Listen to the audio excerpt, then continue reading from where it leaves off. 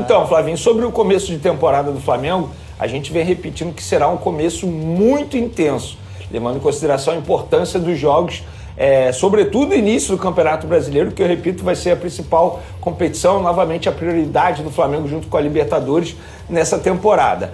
Bom, o elenco principal se apresenta no dia 12, ou seja, obviamente no dia 11 será a garotada. E eu não acredito no Flamengo botando o time principal, por exemplo, no clássico contra o Vasco da Gama, no dia 21 de janeiro. Talvez no dia 25 de janeiro, no clássico contra o Fluminense, a gente já comece a ver ali alguns jogadores do elenco principal. A final da Supercopa é que dia mesmo? Dia 1º de fevereiro. Então ele deve jogar uma partida, pelo menos, só que com o time principal que deve enfrentar o Corinthians. Ou vai estrear na temporada, na final da Supercopa? Não tem que ser a Supercopa do Brasil. O foco é o início do Campeonato Brasileiro. Mais do que a Supercopa. Porque o Flamengo vai estrear no Campeonato Brasileiro contra o São Paulo. E já é um jogo muito importante. E a gente sabe que 3 pontos no Campeonato Brasileiro vão fazer a diferença futuramente lá na reta final. Então, o foco principal do Flamengo é nesse início. O Flamengo tem que se preparar para esse início do Campeonato Brasileiro e aí vem a Supercopa do Brasil no dia 1º de fevereiro e depois ainda tem uma Recopa Sul-Americana, que é um título importante, internacional e tem uma boa premiação também. Além de renda, porque é jogo ida e volta, Maracanã vai receber o segundo jogo, ou seja, provavelmente casa lotada. Então, mas assim, você defende um time alternativo na final contra o Corinthians? Não defendo o time alternativo. Eu defendo o foco ser o início do Campeonato Brasileiro. E, assim, a Supercopa está ali. Mas acho que a pauta principal para o Flamengo não é a Supercopa do Brasil no dia 1º de fevereiro. A pauta principal é o início da rodada, o início do Campeonato Brasileiro. Próximo ali, 28 de janeiro contra o São Paulo. Acha mais importante? Não é mais importante, é muito importante.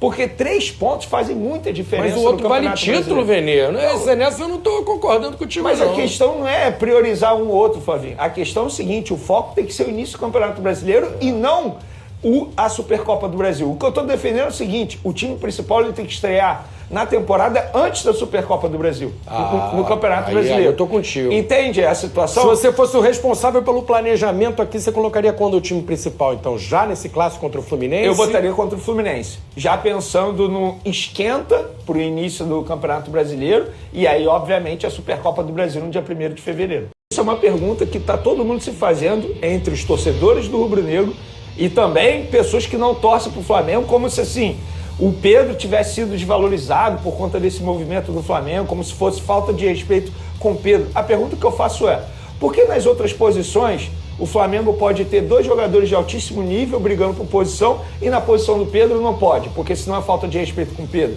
Não é bem assim. O Flamengo quer ter 22 jogadores considerados titulares. O próprio BAP disse isso. Então, se o Pedro não quer ter ninguém brigando por vaga com ele, que ele peça para sair.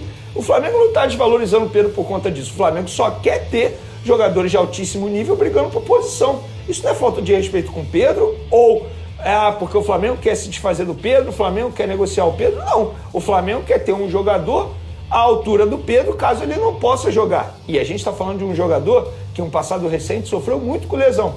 A gente pôde ver o Bruno Henrique jogando improvisado, dizendo publicamente que não queria jogar naquela posição porque o Pedro não estava à disposição. Então eu não vejo nenhum absurdo a diretoria tentar a contratação, fazer esse movimento de contratar um outro centroavante, mesmo tendo o Pedro ali. O Flamengo não quer se desfazer do Pedro. O Flamengo apenas quer ter 2 bons jogadores nessa posição. Se o Pedro não se garante em brigar pela titularidade ou não ser titular, ele que peça para sair, mas o Flamengo não vai fazer esse movimento. Não dá para o Cruzeiro ficar chateado com o Flamengo por conta disso. Isso faz parte do futebol. Assim como o Cruzeiro está fazendo no caso do Gerson, Zenit, o Flamengo fez com o Caio Jorge e vai fazer com os jogadores que a diretoria entender que pode tentar a contratação. Então faz parte agora.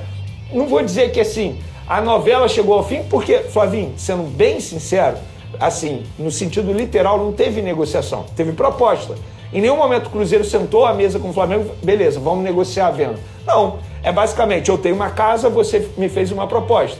Eu falei, olha só te vendo essa casa aqui por uma quantia tal. Não tem uma negociação. Ninguém sentou à mesa e conversou, debateu. Muito pelo contrário. Nem foi à frente, né? Agora, o Flamengo fez 2 propostas, as 2 propostas recusadas, e o Cruzeiro botou lá o valor, 50 milhões de euros. Vai pagar, Flamengo? O Flamengo não vai pagar esse valor.